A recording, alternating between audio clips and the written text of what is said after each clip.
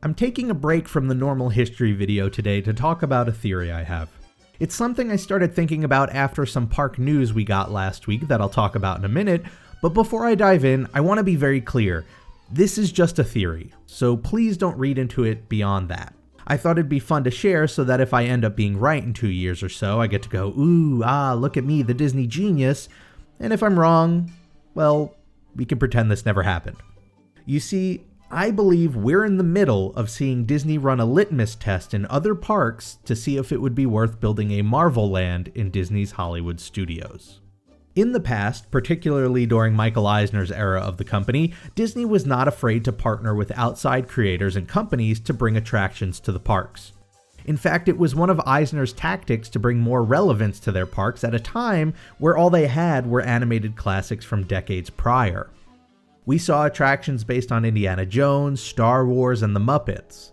We had a whole theme park named after another movie studio featuring, among others, a ride based on a bunch of non-Disney owned films. Many of these attractions even became considered classics despite being built upon intellectual property, otherwise known as IP, that wasn't Disney owned.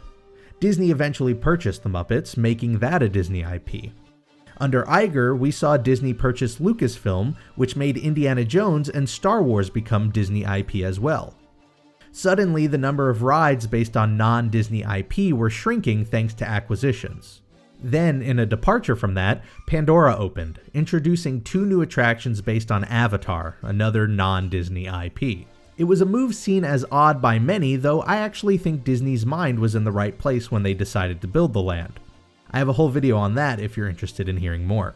So we were left with 6 attractions, all anchored to brands and IP Disney didn't own. Then what do you know? It's announced that the Great Movie Ride is being replaced by a Mickey and Minnie attraction. And would you look at that? Ellen is also going to be replaced, this time for a Guardians of the Galaxy ride. Less than a year later, it's announced that Disney is planning to acquire 20th Century Fox and along with it the Avatar property. Assuming that deal closes, we're now left with just 2 remaining attractions. The Tower of Terror, based on the Twilight Zone, and Rock and Roller Coaster starring Aerosmith. 2 attractions that happen to be situated right next to one another in their little corner of Hollywood studios. Now to me, it seems clear that through acquisition or otherwise, Disney is looking to rid their parks of attractions based on properties they don't own. We've already seen California's Tower of Terror rethemed into a Guardians of the Galaxy ride. And now we've just learned that Paris's Rock and Roller Coaster is going to be rethemed into an Iron Man attraction. Both, coincidentally, Marvel rides.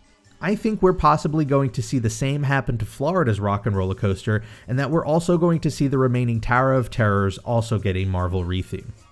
It helps that Florida's Rock and Roller Coaster and Tower of Terror are right next to each other.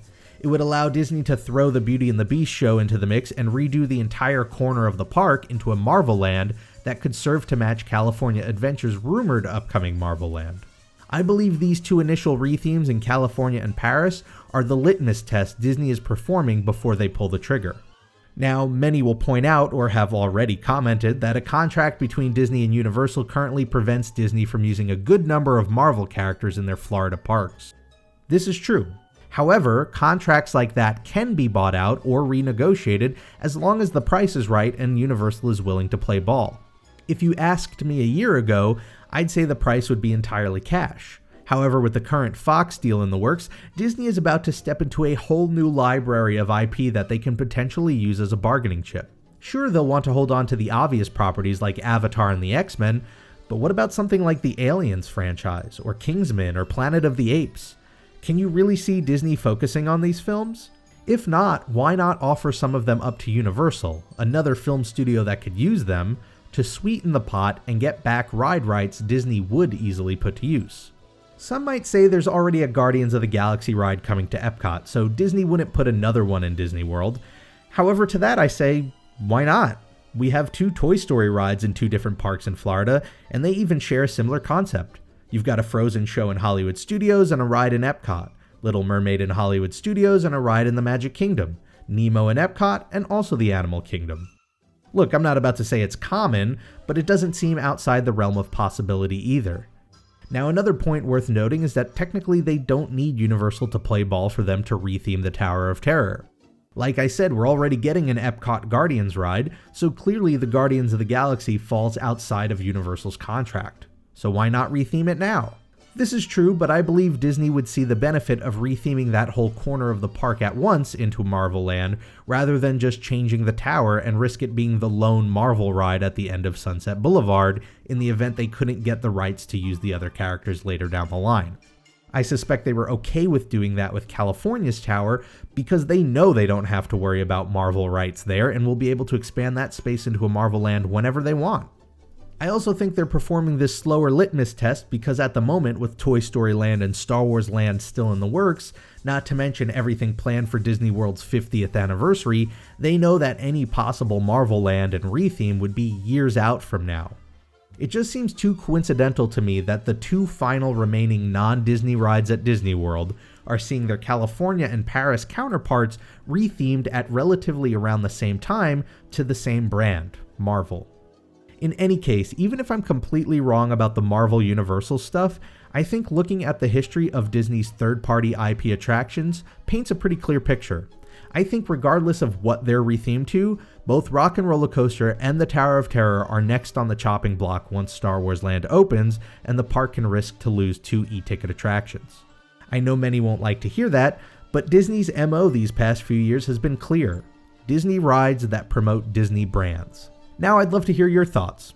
Like I said, I'm not basing any of this on any privileged information, I'm just playing a guessing game with what we know. Does any of this make sense? Am I missing some crucial detail that shatters this whole theory? Would you like to see this happen or would you hate it?